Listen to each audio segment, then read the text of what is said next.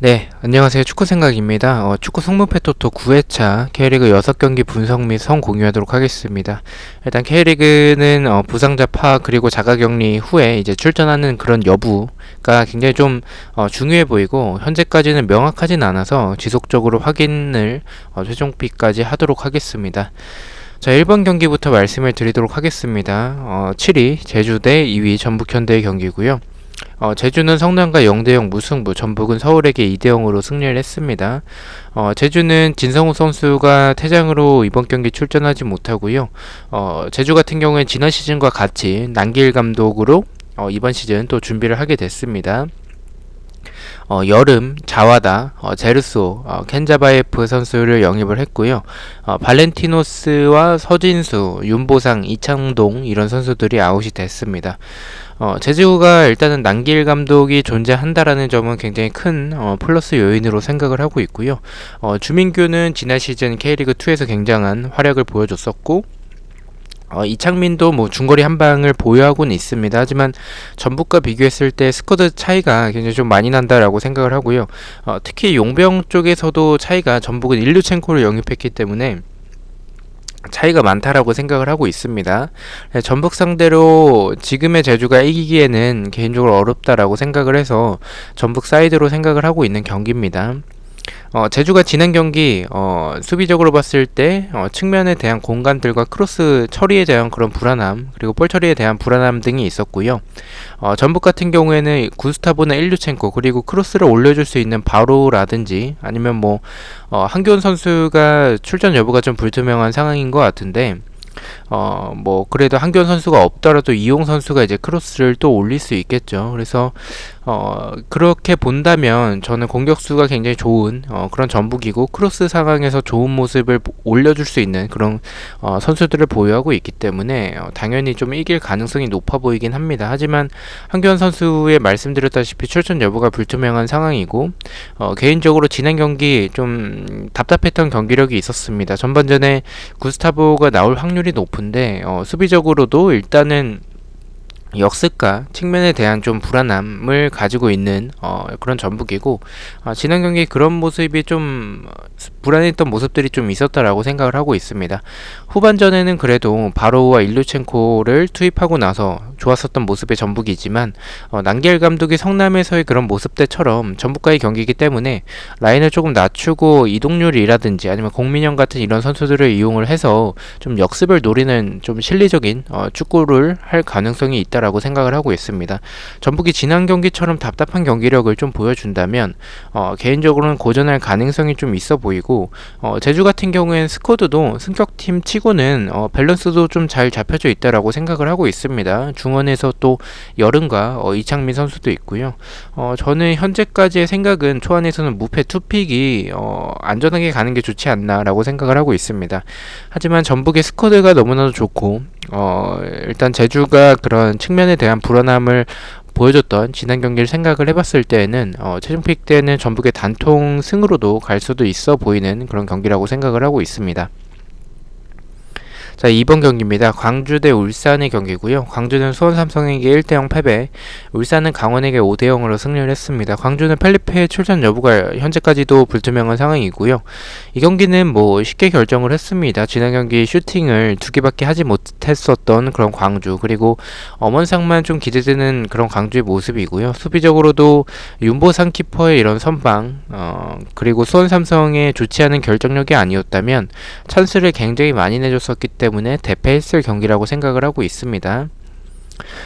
일단은 뭐 수비적으로 봤을 때 측면과 크로스에 대한 그런 불안함을 가지고 있고 위험 지역에서의 이런 파울도 좀 너무나도 많고요. 역습에 좀 취약한 모습들도 많았습니다.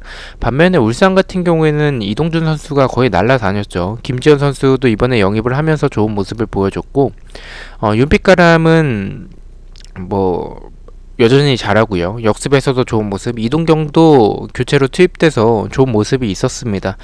전체적으로 좋았었던 울산이고 수비 라인도 굉장히 좀 안정적인 모습이었습니다. 다만 개인적으로 주니어의 좀 공백은 있어 보인다라고 생각을 해요. 많은 득점을 지난 경기 하긴 했지만 상대가 퇴장당하기 전까지는 뭐 경기 자체는 주도를 했는데 득점을 한 골밖에 넣지 못했었던 그런 부분, 그것도 결국에는 윤빛가람의 프리킥 골이었죠. 그래서 결정력에 있어서 좀 아쉬움이 굉장히 좀 많고 주니어의 공백은 저는 개인적으로 좀 있진 않나라고 생각을 하고 있습니다. 그래서 울산의 결정력 때문에 좀 고민을 살짝은 하긴 했지만 그래도 상대가 광주라는 점, 그리고 지난 시즌 광주가 울산 상대로 비비는 모습들이 있었지만 그때는 윌리안과 엄원상 그리고 펠리페 그리고 수비가 어느 정도 안정된 모습이었고 지금의 수비는 좀 불안한 모습을 보여주고 있다라고 생각을 합니다. 또한 광주는 지금 박진성 감독이 없기 때문에 그 부분도 좋지 않다라고 생각을 하고 있고요. 현재 광주가 지금의 울산을 맞게는 역부족이라고 생각을 해서 광주의 단통패 예측하도록 하겠습니다. 자, 3번 경기입니다. 인천 대 대구의 경기고요. 인천은 포항에게 2대1 패배, 대구는 수원FC와 1대1로 비겼습니다. 인천은 무구사가 이번 경기는 출전할 것 같고요. 대구 같은 경우에는 정승원 선수가 연봉 협상에 대한 문제가 있고 에드가의 출전 불투명 여부가 있습니다. 전방에서의 공격 이런 답답함도 있었지만 정승원 대체자로 나왔었던 장성원 선수가 수비적으로도 너무 좀 불안했고 공격적으로도 크게 도움은 되지는 않았습니다. 정승원 선수 같은 경우에는 연봉 협상만 해결이 되면 주말 경기부터 나올 수 있어 보이긴 하는데 일단은 대구가 세징야에게 연봉을 좀 몰빵을 하고 있기 때문에 그런 연봉 협상에 있어서는 시간이 좀 걸릴 수도 있을 것 같습니다. 그나마 황수민 선수가 복귀한 점에 있어서는 뭐 포지션은 좌측 풀백이긴 하지만 그래도 다행으로 생각을 하고 있는 대구의 모습이고요. 전반에는 수원에게 밀리는 흐름이었지만 이근호의 일단은 교체 투입 후에 준수한 모습, 그리고 박한빈 선수가 미들이지만 그래도 이런 중거리 한방은 굉장히 좋습니다. 침투도 좋고요. 역습의 스피드는 예전만 하진 못하지만 관중의 힘이 좀 컸었던 경기라고 생각을 하고 있습니다. 현재 대구 상황에서 인천과 이제 경기를 하게 됐는데 저는 개인적으로 이 경기는 좀 이변으로 보고 있습니다. 정배는 일단 대구가 원정이지만 받을 것 같긴 합니다. 하지만 배당이 좀 높게 책정이 될 것으로 생각을 하고 있고요. 정승원과 에드가의 출전 여부가 일단 불투명한 상황과 지난 경기는 홈에서의 경기였었기 때문에 관중이 있었지만 이번에 원정이기 때문에 그런 관중이 없다라는 점을 생각을 한다면 저는 지난 경기도 대구가 만약에 관중이 없었으면 졌을 경기라고 생각을 합니다. 또한 인천이 포항에게 많은 찬스들을 내주고 패배하긴 했지만 이태 키퍼의 선방도 굉장히 좋았었고 김강석 그리고 오반석 이런 라인은 굉장히 좋고요. 그리고 델브리지 선수가 속도는 아쉽지만 수비적으로 봤을 때는 좀 준수한 모습이 있다라고 생각을 하고 있습니다. 무구사가 돌아온다면 수비가 안정된 상황에서 일단은 압박이 지난 경기 좋았었기 때문에 대구의 패스미스를 유발할 수도 있겠고요. 공간에 대한 그런 불안함도 있었던 대구의 모습, 그리고 수비적으로 단단한 팀은 대구와 비교했을 때 현재는 인천이 더 단단하지 않나라는 생각이 될 정도로 대구의 수비가 좀 불안했던 그런 모습들이 있었습니다. 초안에서는 대구의 상황 그리고 경기력 등을 생각을 해봤을 때 저는 개인적으로 좀 이변으로 생각을 하고 있고요. 도전적으로 일단은 인천의 단통승 초안에서는 예측을 하도록 하겠습니다. 일단 인천의 승을 가져가는 게 좀 위험 부담이 많이 크죠. 그래서 최종픽까지 이 경기를 무승부를 갈지에 대해서 좀 고민을 하도록 하겠습니다. 현재까지의 제 생각은 좀 이변이 나올 가능성이 있는 그런 경기라고 생각을 하고 있습니다. 자, 4번 경기입니다. 강원 대 포항의 경기고요. 강원은 울산에게 5대0 패배, 포항은 인천에게 2대1로 승리를 했습니다. 강원은 임채민 선수가 퇴장으로 이번 경기 출전하지 못하고요. 포항은 일단 용병의 자가격리로 지난 경기에 고전할 거라고 생각을 했지만 포항의 이런 역습 템포 그리고 송민규나 강상우의 이런 왼쪽 라인은 굉장히 강력했고요. 신진호도 뭐 무난한 모습을 보여줬었고 전체적으로 측면에서의 플레이도 좋았고요. 세트피스나 후반에 강상우를 수비에서 이제 미들로 올렸을 때 더 좋았었던 모습의 포항이었습니다. 강원 같은 경우엔 윤석영, 신창모, 마사, 김대원, 아슐마토프, 김도현, 실라지 선수를 영입을 했고요. 김승대와 신강훈, 이현식, 김지현, 이영재 선수가 아웃이 됐습니다. 일단 포항의 하창래 선수가 강원전까지 출전을 하고 입대한다라고 합니다. 그래서 그 부분을 참고를 해주시면 될 것 같고요. 강원 같은 경우에는 수비적으로 봤을 때 여전히 뒷공간에 대한 불안함을 가지고 있고, 이강현 키퍼 같은 경우에는 좀 아쉬운 부분들은 일단은 막지 못할 공들은 막지 못합니다. 이게 뭐 말이 좀 이상할 수도 있는데 약간 못 막을 공들을 이강인 키퍼는 그대로 실점을 하는데 뭐 조현우라든지 아니면 뭐 강현무나 손범근 같은 이런 키퍼들은 못 막을 공들도 막아내죠. 그래서 그 부분에 있어서는 조금 아쉽다라고 생각을 하고 있고요. 기대가 크게 되지는 않습니다. 일단 측면에 대한 불안함도 있었던 그런 강원이라서 포항이 전방에서 일단 버텨주는 선수가 없다라는 점에 있어서는 조금 아쉽긴 하지만 일류첸코가 이제 이적을 했고 용병이 없기 때문에 그 전방에서 버텨주는 힘 자체는 좀 약하다라고 생각을 합니다. 하지만 강원의 이런 수비적으로 공간을 많이 내주는 모습들을 생각을 해본다면 포항의 강상우, 팔라시오스, 송민규라면 충분히 득점이 가능해 보입니다. 또한 용병의 자가격리가 주중에 끝나기 때문에 주말 경기에 출전할 가능성도 교체로라도 출전할 가능성이 있어 보이긴 합니다. 일단 임채민까지 없기 때문에 포항이 유리해 보이는 경기고요. 하지만 초안에서는 저는 이 경기도 좀 이변의 가능성을 생각을 하고 있습니다. 강원이 일단 임채민 선수가 없긴 하지만 포항이 지난 경기 압박에 좀 고전하는 모습들, 그리고 용병들이 이번 경기에 출전을 할 가능성도 있고 출전하지 못할 가능성이 있지만 출전을 하더라도 지금 자가격리 후의 경기이기 때문에 좀 경기력이 좀 떨어져 있을 것이라고 생각을 하고 있습니다. 일단 전방에서 버텨주는 힘이 너무 좀 약하다라고 생각을 하고요. 강원이 지난 경기 대패하긴 했지만 퇴장당하기 전까지는 울산과의 경기 때 그리 나쁘지는 않았다라고 생각을 하고 있습니다. 김대원 선수가 사실 강원 스타일과 맞는지는 조금 의문이 들지만 일단은 아슐마토프의 이런 수비나 이런 마사 선수도 굉장히 좋은 선수고요. 지난 경기 실라지 선수가 교체로 투입이 됐었는데 저는 개인적으로 좀 기대가 되는 그런 선수지 않을까라고 생각을 하고 있습니다. 포항이 득점을 하지 못한다면 오히려 강원이 기존의 축구를 좀 버리고 약간 좀 역습 형태로 나간다면 김대원, 실라지, 마사의 이런 역습이 통할 수도 있을 것 같다라고 생각을 하고 있습니다. 일단 실라지 선수가 정통 스트라이커보다는 약간의 라인 좀 조율해주는 그런 선수에 조금 더 가깝다라고 생각을 해요. 그래서 초안은 개인적으로 이 경기는 승무패로 좀 지우는 쪽을 생각을 하고 있고요.